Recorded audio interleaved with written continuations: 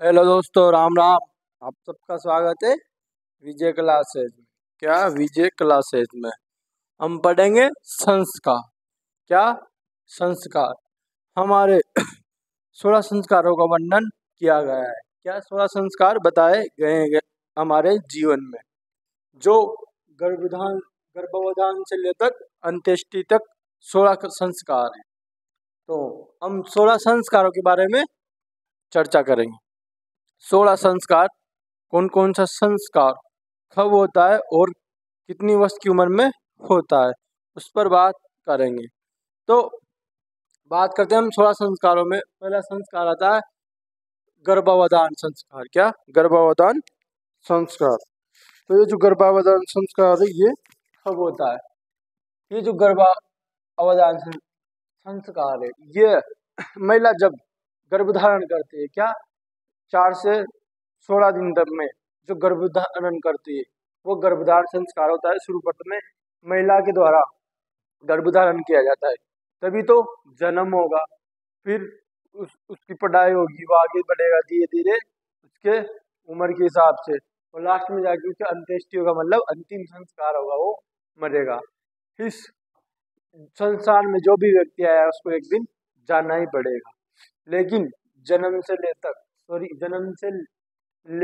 जन्म होने से मरने तक जो संस्कार है वो कुल 16 संस्कार बताए गए हैं। उसके बारे में देखते हैं। गर्भावधान संस्कार था पहला, जिसमें महिलाएं गर्भधारण करती है, तो गर्भावधान संस्कार हो गया। अगली बात करते हैं पुंसवन संस्कार। तो ये जो पुंसवन संस्कार है इसमें 3 से 4 या 4 से 5 माह में पता लगता है। क्या लगता है? कि लड़की या लड़का है। क्या? लड़की है या लड़का है। तो इसमें पता लगाया जाता है 3 से 4 माह के अंदर। 4 से 5 माह में पता लगता है कि लड़का है या लड़की, लड़का या लड़का है। होता है पुंसवन संस्कार। क्या? पुंसवन संस्कार। तो डॉक्टर के पास जाते हैं, सोनोग्राफी कराते हैं, उसमें पता लगता है लड़का है या लड़की है। हाँ, तो उसमें किया जाता है पुंसवन संस्कार। कौन सा? पुंसवन संस्कार। अगली बात करते हैं सीमंतोन्नयन संस्कार की। क्या? अब तीसरे नंबर पे आ गया सीमंतोन्नयन।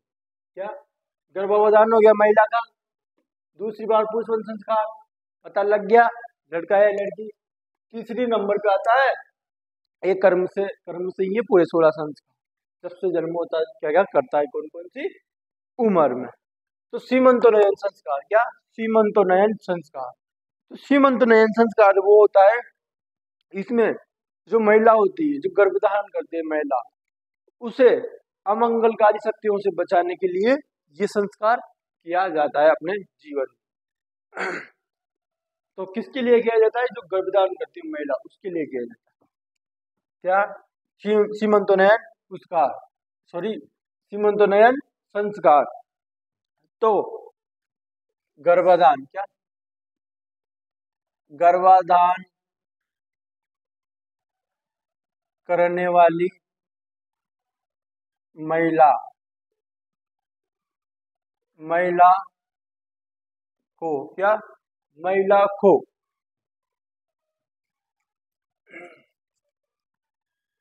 यहाँ पर लिख देता हूँ मैं, अंत्येष्टि संस्कार। क्या? अंत्येष्टि संस्कार। तो गर्भधान करने वाली महिला को अमंगल, क्या? अमंगलकारी, क्या? अमंगलकारी शक्तियों से, क्या? अमंगलकारी शक्तियों से बचाने हेतु, क्या? बचाने हेतु कौन सा संस्कार किया जाता है? सीमंतोन्नयन संस्कार। गर्भधान करने वाली महिला को अमंगलकारी शक्तियों से बचाने हेतु कौन सा संस्कार किया जाता है? सीमंतोन्नयन संस्कार। कौन सा? सीमंतोन्नयन संस्कार। जो जिस महिला ने गर्भधारण किया है उसे अमंगलकारी, तो उन शक्तियों से बचाने या नजर से बचाने के लिए सीमंतोनयन संस्कार का प्रयोग किया जाता है। तो तीसरे नंबर पे हो गया सीमंतोनयन संस्कार। कौन सा? सीमंतोनयन संस्कार। सॉरी, अगली बात करते हैं चौथे नंबर जो संस्कार है उसकी जात कर्म संस्कार। क्या?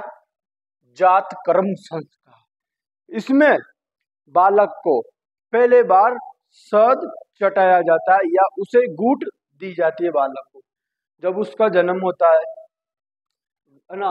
पुष्पन हो गया, सीमंतोनयन हो गया, है ना।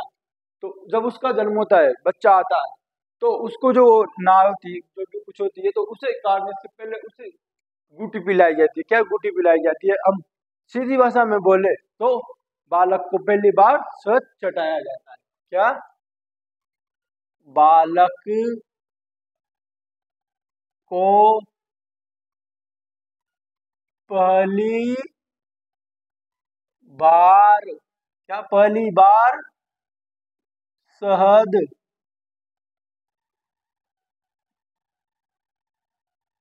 चटाया जाता है। क्या? छोटी सी उम्र में उसे तो मीठी चीज खिलाएंगे, तो उसके मीठी चीज के रूप में उसे पहली बार शहद चटाया जाता है। बालक को पहली बार जब जन्म होगा बालक का, तो उसको उसे पहली बार शहद चटाया जाता है, तो या फिर गूट दी जाती है। क्या? गूट दी जाती है किसी भी चीज की। तो होता है जातकर्म संस्कार। क्या? यहाँ लिख दो गूटी देना, गूटी देना, ऐसे नहीं तो ऐसे समझ जाना, गूटी देना। क्या? गूटी देना। तो होता है जातकर्म संस्कार। कौन सा? जातकर्म संस्कार। अगली बात करते हैं अपन नामकरण। क्या? अगली बात करते हैं नामकरण।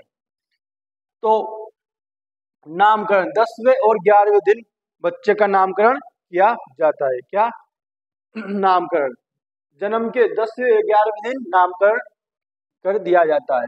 ऐसा बोला जाता है कि 10वें 11वें दिन नामकरण इसलिए किया जाता है क्योंकि उसके पहले सूतक लगे होते हैं। क्या? ऐसी मान्यता है, उसके पहले सूतक लगे होते हैं, इसलिए 10वें 11वें दिन उसका नामकरण कर दिया जाता है। क्या? 10वें 11वें दिन में उसका नामकरण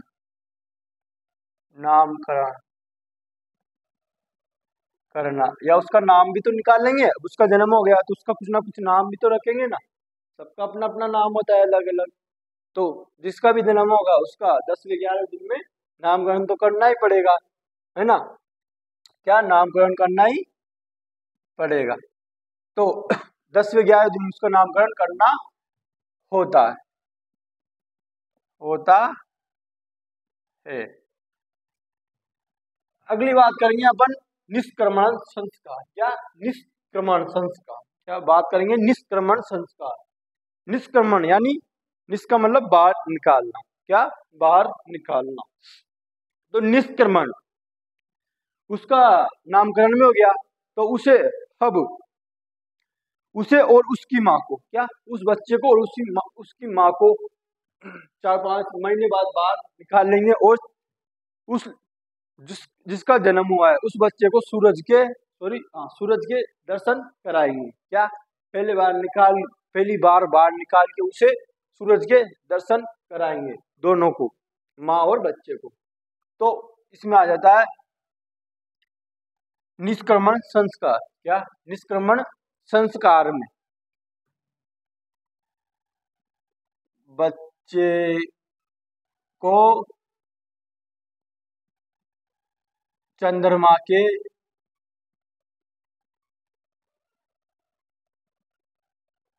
दर्शन कराए जाते हैं, है ना। चंद्र बच्चे को और उसकी माँ को भी लिख दिया, बस। बच्चे को वह साथ में उसकी माँ को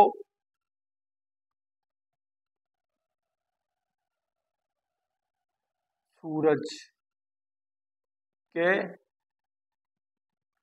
दर्शन, क्या दर्शन कराना, क्या दर्शन कराना, सूरज के दर्शन कराना, बच्चे को वह उसकी माँ को सूरज के दर्शन कराना। निष्क्रमण, उसको वह बाहर निकालेंगे, बाहर की दुनिया के बारे में बताएंगे कि दुनिया क्या है, कैसी।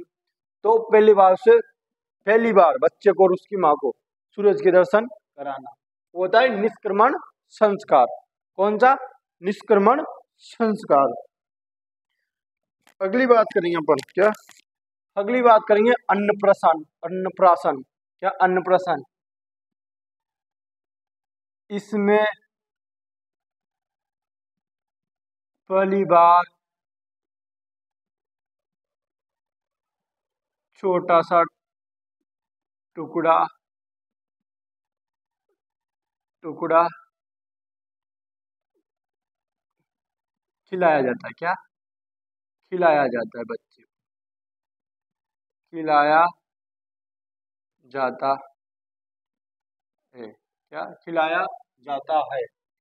अगली बात करेंगे अपन चूड़ाकर्म संस्कार, क्या चूड़ाकर्म संस्कार, चूड़ाकर्म संस्कार क्या, या जडूला संस्कार।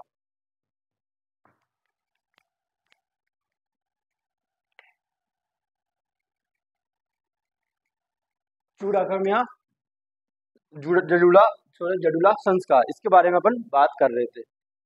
गर्मी बहुत तेज हो रही इसलिए पंखा ऑन किया। चूड़ाकर्म संस्कार जडूला, उसके जो ऐसे बोला जाए तो बालक के शुरू पर्त में जो बाल होते हैं ना, उनको उतरवाना या कटाना होता है जडूला या चूड़ाकर्म संस्कार। जिसके जडूले होते हैं, क्या जडूले होते हैं, बहुत लंबे लंबे बाल होते हैं। कई कई बच्चों के होते हैं जडूले, हर कोई के नहीं होते। तो चूड़ाकर्म संस्कार ऐसे बोल सकते हैं बच्चे के पहली बार बाल कटाना, क्या कटाना, क्या जडूला, बच्चे के पहली बार, क्या पहली बार बाल कटवाना, कटाना या कटवाना, कटवाना। कौन सा संस्कार हो गया? चूड़ाकर्म संस्कार या जडूला संस्कार। इनमें ऐसे बोला जाता है खाना भी खिलाया जाता है, खाना भी खिलाया जाता है इन जडूला संस्कारों में अपने रिश्तेदारों को। अगली बात करते हैं अपन कर्णवेद संस्कार, क्या कर्णवेद संस्कार। कर्णवेद संस्कार से आपको पता लग रहा होगा, इसमें कान को भेदा जाता है, क्या कान को फोड़ा जाता है या भेदा जाता है। मतलब अब उसको कान चिदने की बारी आ गई है, क्या कान चिदवाने की बारी आ गई है। तो कर्णवेद संस्कार में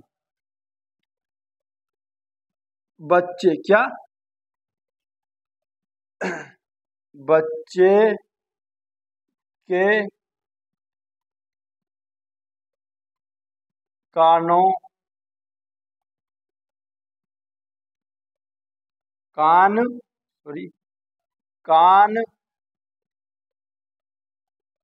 में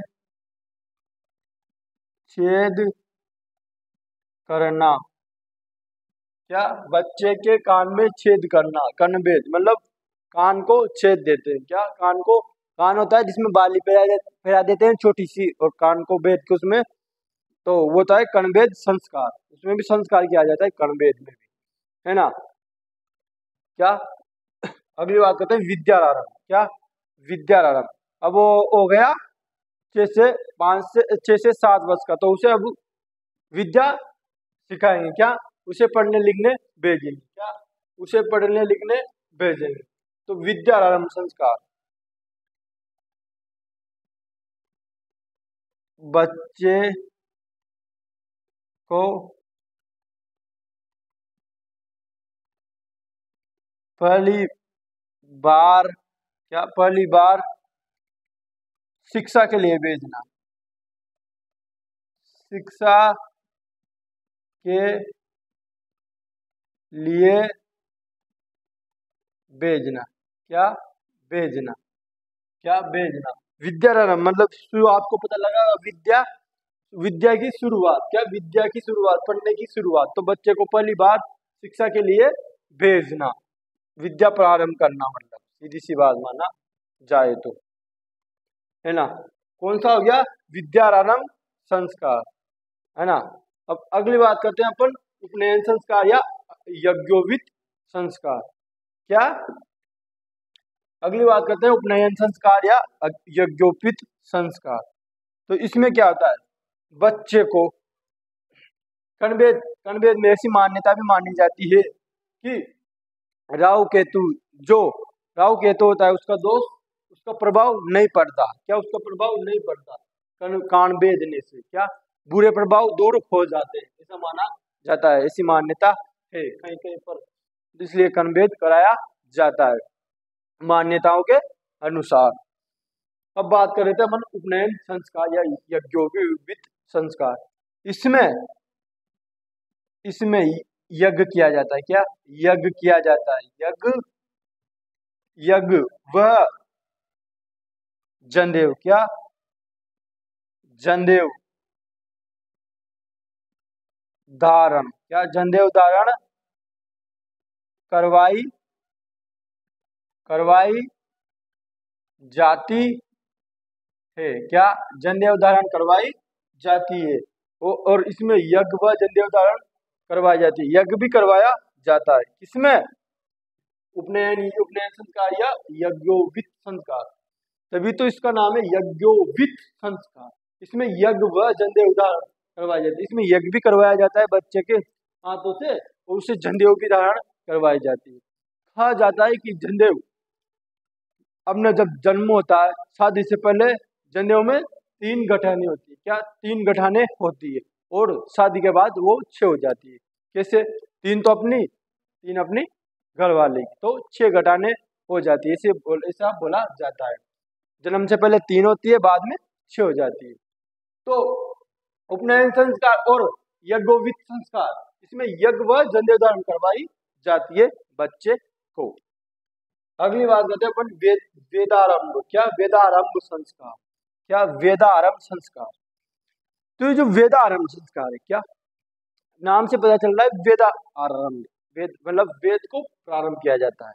इसमें पहली बार वेद, इसमें पुराने समय में बच्चों को वेद पढ़ाए जाते थे, क्या वेद पढ़ाए जाते थे।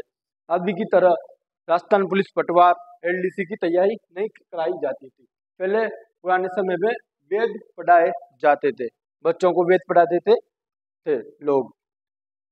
तो इसमें वेदारंभ संस्कार, वेदारंभ संस्कार वेदों का ज्ञान या वेदों की पढ़ाई प्रारंभ की कराई जाती थी, वेदों का ज्ञान प्रारंभ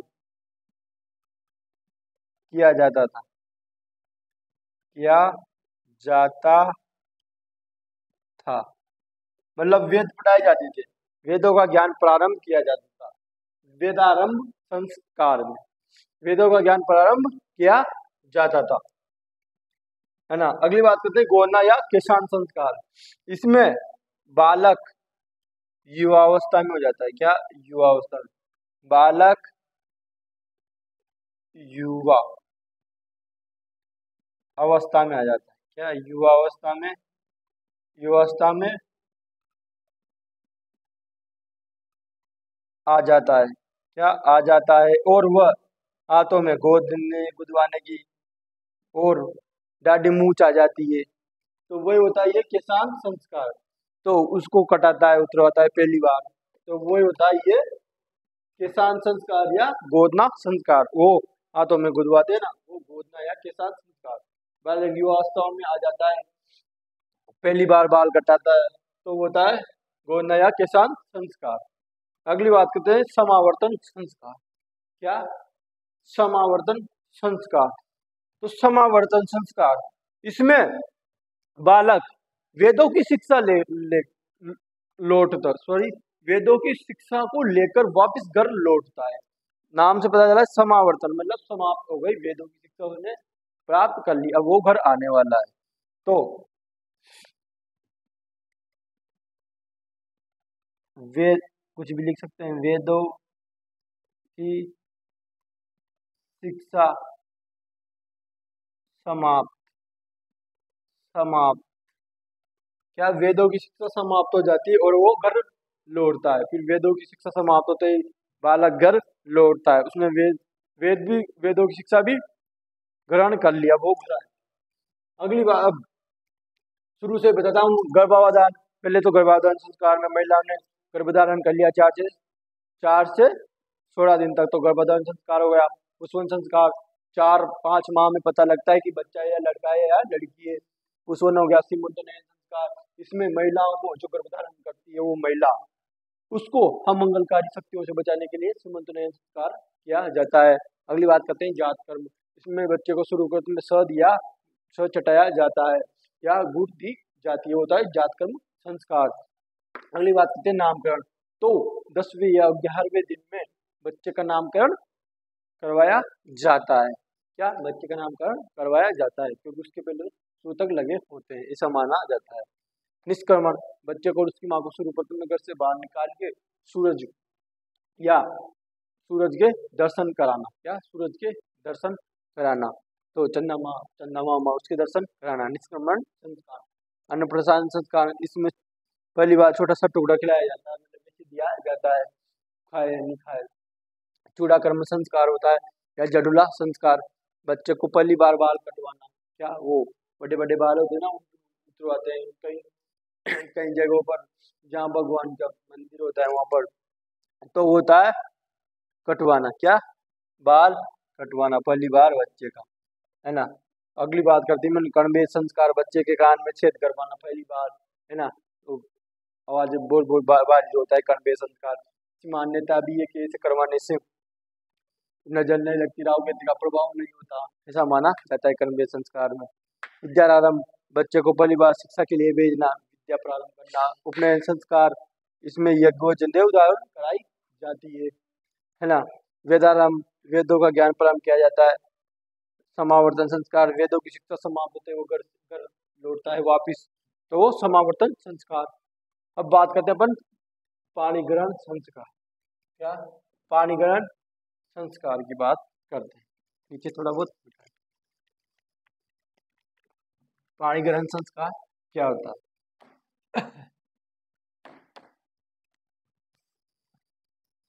पाणी ग्रहण संस्कार 15 नंबर का संस्कार पढ़ रहे थे अपन, पाणी ग्रहण, क्या, अब जैसे ही वो, क्या, पाणी ग्रहण, पाणी ग्रहण, जैसे ही वो शिक्षा, वेद और आराम की शिक्षा लेकर वापस सीमंतनयन संस्कार के बाद वापस लौटता है, तो उसका पाणी ग्रहण संस्कार करवाया जाता है।